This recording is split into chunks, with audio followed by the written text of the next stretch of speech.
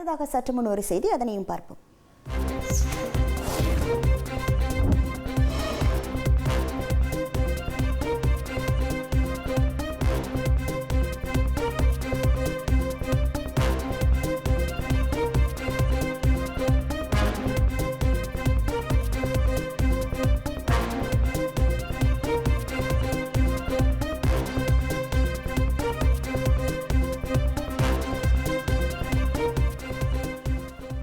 தமிழகத்தில் டாஸ்மாக் கடைகளின் எண்ணிக்கை அதிகரிக்கப்படாது என மெட்ராஸ் உயர்நீதிமன்ற மதுரை அமர்வில் தமிழக அரசு தகவல் ஒன்றை தெரிவித்திருக்கிறது.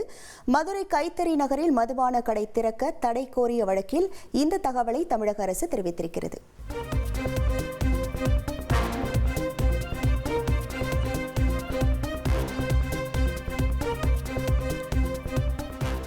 ட்ரெண்ட ஃப்ரெண்ட் ஆக்கிக்கோங்க.